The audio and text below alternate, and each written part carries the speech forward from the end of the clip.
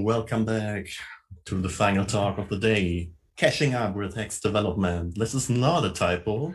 I've had to explain this to multiple people at this point, because in fact, I'm going to talk about caching. So this is supposed to be some kind of joke, And first of all, the introduction, I'm Simon. Oh, I'm hearing echo from someone. That's me, I'm sorry. Oh, okay. Yeah, I'm Simon. I've been an Haxe contributor since 2011. I'm the main maintainer of the Haxe compiler since 2012, and I'm a founding member of the Haxe Foundation. You've all seen this before. So, caching up, what are we talking about here? In general, what is a cache? A cache is something where we store computed information in order to reuse it. So you could say we sacrifice memory to avoid recomputations. That might sound a bit dramatic, but that's essentially what happens. And our intuition, at least my intuition of a cache, is that it's some kind of evil black box where you put something in and then you get something out. And if you're lucky, you get the right thing out. But sometimes you're not that lucky. And the reality is that it is, in fact, an evil black box. And I find it quite interesting because I think caching, while it is a very technical term and certainly a developer term, I think many people have heard of it, at least in the context of browser caches, which can cause problems for non-developers as well in some instances. And one thing about cache problems is that it always makes you feel like you're having some kind of stroke because you're doing something and then you're not seeing any result. And that is really weird. And one fun example of that we had is, I think I mentioned that before, we're a band now, Fina and I, and at some point we did a recording where she was standing right there and sang into the microphone, and then we listened to it, and there was some, I don't remember what, there was some click noise or something, so I was like, okay, can you record it again? And she recorded it again, and there was still some click noise. And I'm like, what are you doing? Why do you have this click noise? And we did it again, and there was still some click noise. And at some point I realized we're not actually listening to the new recordings. We were always still listening to the old recording. And that was because the software we were using was having some kind of bug that would always just take from its internal cache the very first recording for whatever reason. And that was really weird. And if you're not aware of the presence of cache, it can be very confusing. So in the context of Haxe, we, of course, have the compilation cache. And the job of the compilation cache is to make mostly completion great again. I've talked about this before. So what we want to do is, because while the Haxe compiler is quite fast, code bases also tend to get quite big. And then compilation tends to get quite slow. And for real compilation, it's a bit whatever. But when we want any form of completion, we don't want to wait forever for some type for class to compile. We want it to be as fast as possible. So that's the main reason why we have a compilation cache and the compilation server that which talks to it. So a very simple example of a cache is, this is from the heaps framework, a bit simplified. We have a text class which tracks in a variable needs rebuild. If we need some sort of rebuild, then it has a text and current text variables, and then a draw function. And I imagine this is something which gets called a lot, like on every render, maybe, I'm not sure what exactly it does, but the code in there is something like if needs rebuild, then, and only then, we do init glyphs.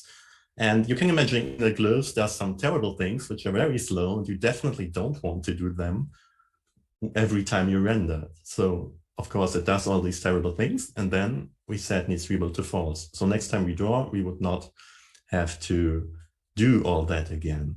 And then of course we need some sort of method to invalidate the cache. So to set the needs rebuild variable to true. And in this case, this is the function check text. And if let the text, that's our text, is not equal to our current text, we update it. And then we set needs rebuild to true. So next time we draw, it's going to know that it has to do this glyph initialization again.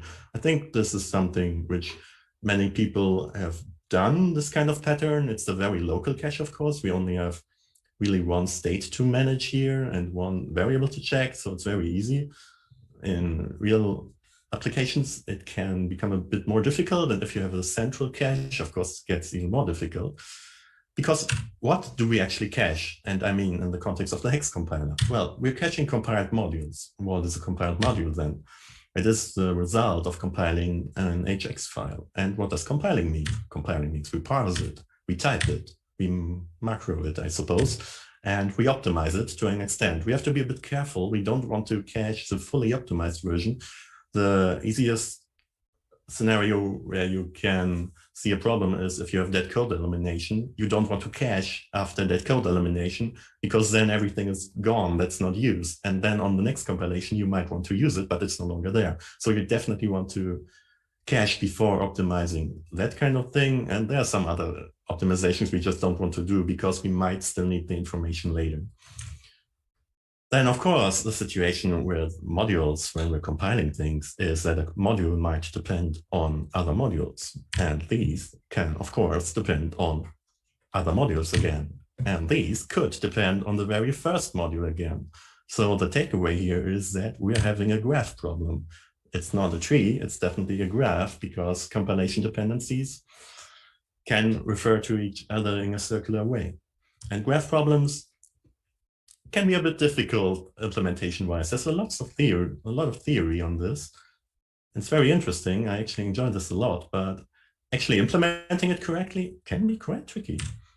So dependencies. Let's look at an example from some game. You can imagine we have a game class. This is a pattern which is sometimes used. We have static public variables me and UI, which refer to player and UI classes respectively. And the idea here is that you can, from anywhere in your code base, refer to game.ui like player does. And this is very convenient because whenever you need information from anywhere, you can just do this and you have the information. Of course, the downside is that you can end up in a situation where a lot of things depend on a lot of other things. In this case, game class depends on player and UI. You can see this here. And the player class depends on game because it does game.ui. So what do dependency trees in a compiler look like? At the start of development, when you just start your project, maybe a few weeks into it, it looks, I imagine, something like the French railway network. You have like a very central node. In our case, this would probably be the game class. And then it's nicely connected. It looks kind of clean. There's some other nodes which have a bit more going on, but yeah, this is okay. You have a nice hierarchy and architecture. And then, of course, a few months later or a month later, it looks more Italian, more like this. You have a bit more of a mess. And this happens if you don't pay attention to your dependencies. And usually you don't, because why would you? You want convenience. You don't want to worry about something like dependencies and how your dependencies are structured. That's the job of the compiler. And yeah, that's true, I suppose, but it is a problem for the compiler. And that is something we have to consider. Because one issue is that, of course, when we change something in the cache, we want to update as little as possible, because if we don't, our cache is essentially useless.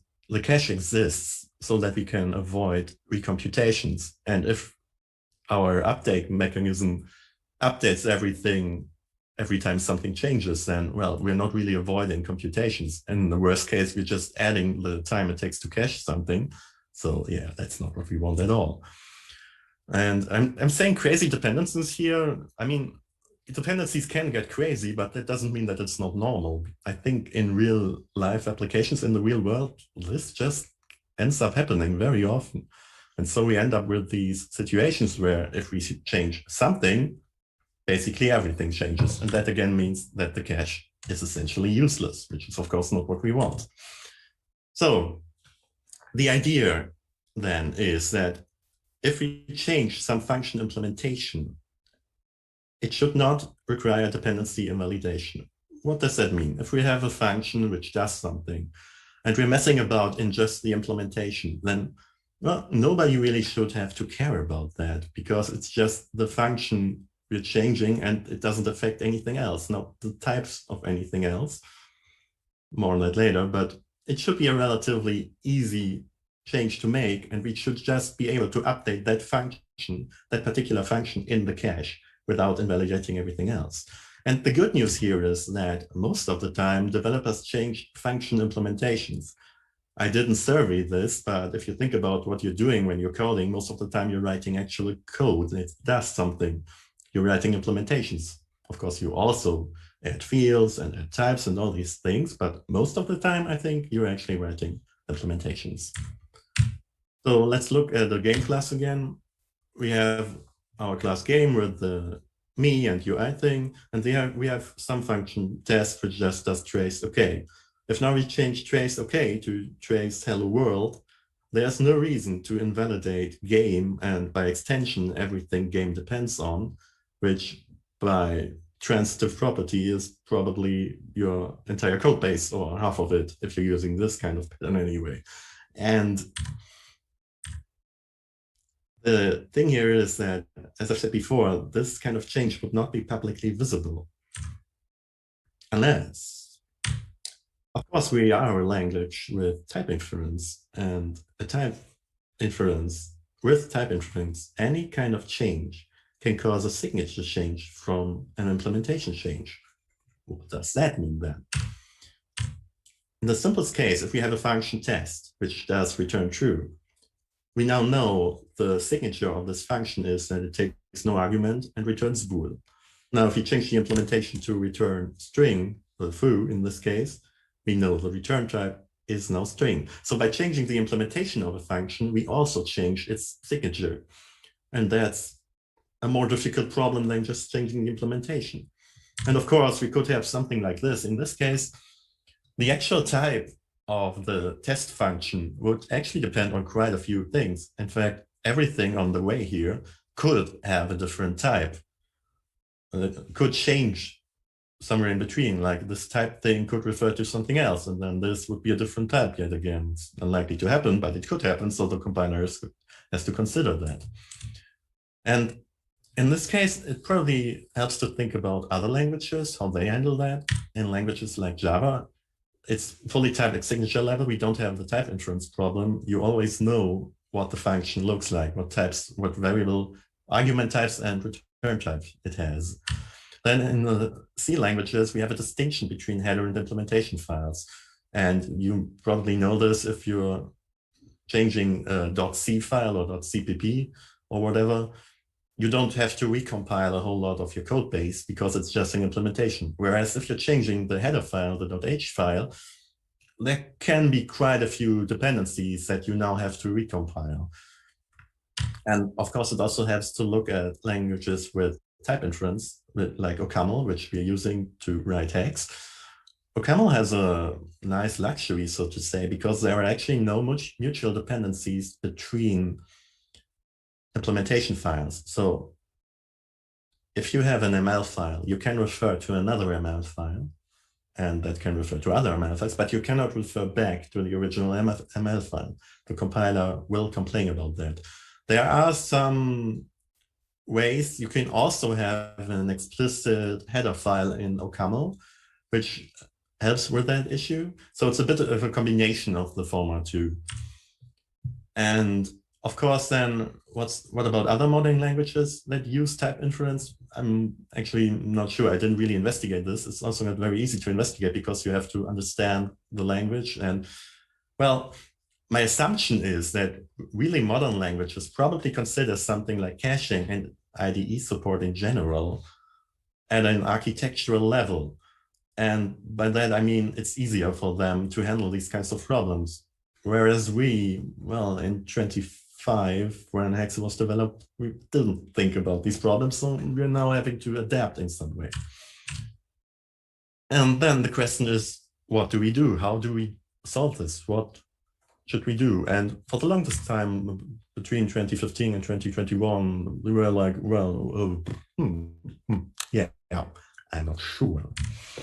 And a general approach, which I think is somewhat easy to understand, is that we just try, if we detect a change, we try to type the module, and then if we detect that it's signature change, then it gets complicated because then we might have to invalidate other things.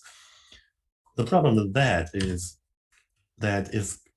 it is a bit of an architectural challenge due to potential typing side effects, because whenever we try to type anything, there could be a lot of things going on that affect some sort of state. And because it's not really nicely isolated in our architecture, it's very hard to manage this. And that, of course, means that discarding state is difficult. And that means something like trying to type a portion of code and then reverting all the effects it has is not really a problem we could easily solve. And the conclusion was that it's possible, everything is possible, of course, but it seems very hard to do. And so we would like to have some sort of intermediate solution where we don't have to do all this. And I discussed this with Nicola. We actually got together on a conference call and started plotting and scheming. This doesn't happen a whole lot, but this is a really difficult problem, so it did happen. And in the conference call where we also used some sort of multiplayer MS Paint, I'm not sure what it was exactly, but this was the result. To be honest, I looked at this for this presentation and I had no idea what's really going on. I'm assuming that the G class was probably some game class and the player class, and then these were probably UI classes. But a few months later, I'm not really sure what we were trying to discuss there. It made sense to me at the time, though, and we did come up with an idea of what we would do. The intermediate idea was then, from Nicolas originally, that we would manually allow marking fully typed modules. What that would mean is that in some way we would say this module is fully typed. So there are type hints everywhere, which is basically what Java does. I mentioned before the Java situation where everything is fully typed. And then the compiler would error if the signature is incomplete in syntax. So if you're not having a type hint on something, the compiler would complain about it and not compile. This might actually be an interesting feature in its own right. I think it's more of a thing for something like check style, probably. It's not really a compiler thing because the compiler doesn't need this, but it also seems somewhat tedious when it comes to more complex types. If you imagine you have something like a static variable, which is immediately initialized to some anonymous structure, which has like many fields, type hinting that by hand, it's possible, but it's not a whole lot of fun. So it doesn't really seem like an ideal solution. And then I had the idea, like sort of extension of Nicolas' original idea, that we don't really have to require explicit syntax, but we can lock the inferred syntax. What that means is you can basically imagine that the compiler adds missing type hints to your code. You compile your code and then just pretend that in your code, all the missing type hints are added by the compiler. And what's important here is that this kind of, well, it's sort of an inference, but it's nominal, which means it depends only on the name. We don't refer to a specific version of some type. We only say it has the name of that type, which is the same which we would have in syntax. So, of course, we started implementing it, or I started implementing it, and I called it the Retyper. And the Retyper, what we currently have in the compilation cache is the question, can we reuse module M? Because that is what it all comes down to. Can we reuse this module from the cache? Which answers the question truthfully if the module is unchanged and all its dependencies are unchanged. And all their dependencies are unchanged, of course. So in essence, if the entire subgraph is unchanged, we can reuse the module. If there's something in the subgraph, which is, we call it dirty then we can't reuse the module. And what the Retyper would then do is detect if only the implementation changed, not the signature. This isn't super easy to implement. I think I found a way to do it. And once we have that, once we can detect, okay, this file, it changed, but it was only implementation changes, then we can retype the implementation, which is all we really need to do in this case. We don't have to do anything else. And we don't have to worry about type inference because we said that the signature of the types is locked. That's the whole idea behind this metadata. So I made a pull request for that, of course, which was the Retyper, this number. The lines changed. I found that quite interesting. We only had 616 additions and 22 removals, which means it's very isolated. There aren't a lot of replacing something where you would have a much more even number. The whole Retyper mechanism is basically in its own file, and it only interacts with the rest of the compiler in a very few places. Although, to be fair, most of these additions are also just tests, which is, of course, a good thing because these tests pass. So we have some baseline of the whole thing working. So what do you do when you have something that seems to be working in your tests? Well, you show it to other people, use it on real code bases. And then, of course, something like this happens. We get the infamous error that something is redefined from some other module, which is exactly the problem we try to avoid. But yeah, this is the state of what we currently have, I'm afraid to say. This might be a bit anticlimactic, but this is the current problem. So what is the problem? Well, that's the question here. It definitely requires some additional investigation, which we will have to do. This is not very easy to do because the problem, of course, only shows up in complex code bases. And complex code bases are not that easy to analyze. We need some sort of better diagnosis tool so that we can see, okay, the compiler does this and that, because it turns out understanding the compiler behavior in real-life code bases can be very difficult because you have this huge dependency graph. If we go back to our dependency graph, this one here, you have this huge thing, and if the compiler goes through all that, it's very difficult to understand what happened.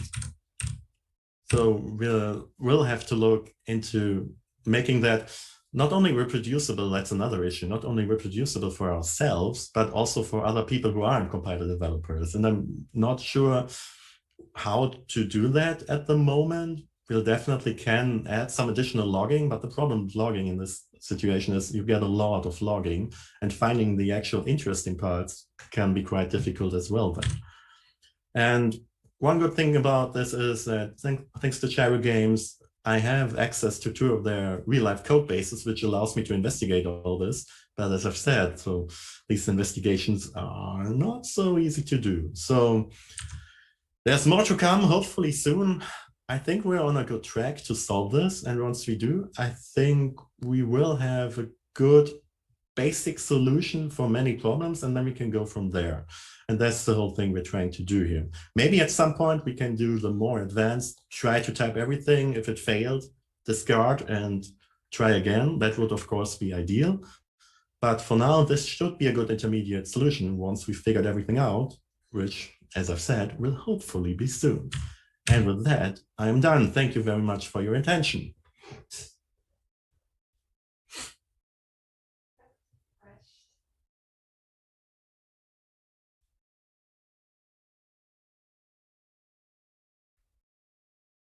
I can't hear anyone. Is anyone talking? I'm talking. You're muted. Okay, so we have a question. Yes. Hang on, we have several. Okay. Outside of the infamous macro error, how does Retyper work in general? Well, that's what I tried to explain. We try to, I mean, you can look at the code if you can read OCaml, it's open source and everything, but we try to detect if we can load the signature or load the type without loading something that's not in the cache. That's the basic idea, because if we find everything in the cache, then we can reuse it. And if we detect a signature change, then, well, we have to say, okay, we can't reuse it. It's a bit hard to describe this ad hoc.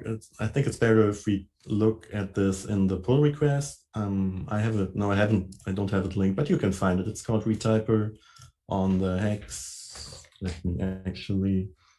Oh no, I don't have it here. But you can find it on GitHub, Haxe, the Retyper pull request. What? Oh, okay. Were there any other questions? Yeah, so he said his question was meant in regards to completion in Haxe. Okay, so next one. Will the next iteration of Retyper trigger a Haxe 4.3 RC? Haxe what?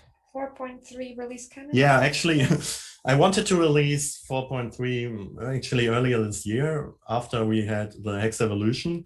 And then this whole thing came up. And at first I was thinking, man, well, maybe we can get this whole Retyper stuff in there so people can test it. And that's what ultimately delayed the entire release of 4.3 because, yeah, at this point, I'm basically just waiting for that before we can make a release. I might just make the 4.3 release without the Retyper thing, but I would kind of like to get it to a working state so that we can get some feedback because that's really important. So I'm not sure yet what we'll do. Would adding some sort of probably opt-in automated telemetry reporting in the compiler help give you more data on the caching issues? That's a very general question. I mean, of course, more telemetry helps you because you have more data, so you can probably